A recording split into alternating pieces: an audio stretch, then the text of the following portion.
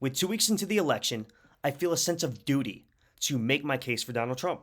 There are only two choices in this election, and voting for anyone else is just as good as voting for Kamala Harris. So, with facts, logic, and wisdom, I'm going to do my best to convince you to vote for Donald Trump and send him back to the White House on November 5th. So, let's get started. Reason number one, we already have a case study for both candidates, which is extremely rare in today's politics. We've already seen 4 years of Donald Trump, and we've seen 4 years of Biden-Harris, and the results are in, and I'm pretty sure they speak for themselves.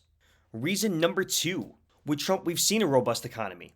Thanks to tax cuts for the working class, lowering the corporate tax rate from 35% to 21% to actually keep corporations domestic. We've seen the regulation cuts, which is a huge boom for small businesses to actually compete with these mega giants. Almost no inflation in 4 years under Trump. Record unemployment ratings for Black and Hispanic Americans. 7 million Americans came off of food stamps, according to the USDA, during Trump. According to Census Bureau, real median household income increased by $4,400 to $68,000 per household, an all-time record. Keep in mind that number is adjusted for inflation. In contrast, we've seen 4 years of a Biden-Harris economy. No one can afford a home, no one can afford groceries, gas prices are extravagant.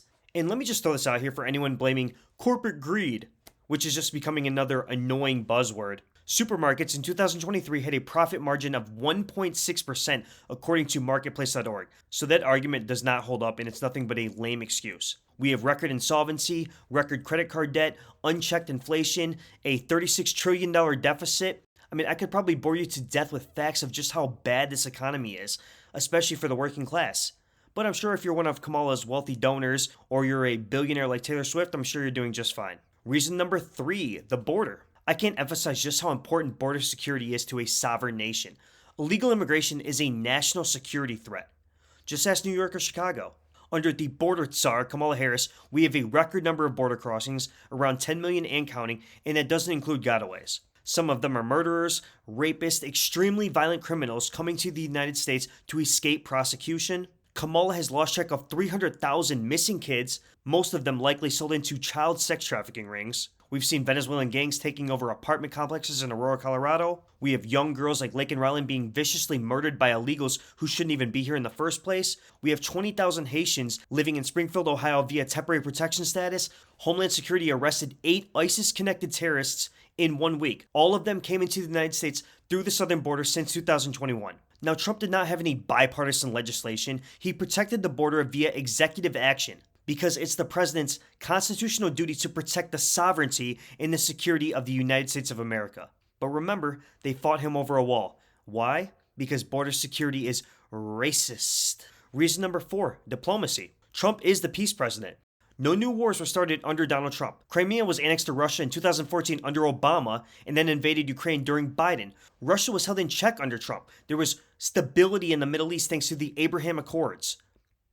We had peace deals on the Korean Peninsula. Trump actually had the balls to walk into the DMZ and shake hands with Kim Jong-un.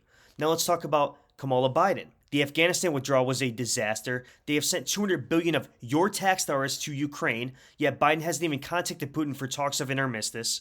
We've seen the October 7th massacre happen. We have never been closer to a nuclear war than we are now. We've pushed Russia into the arms of China.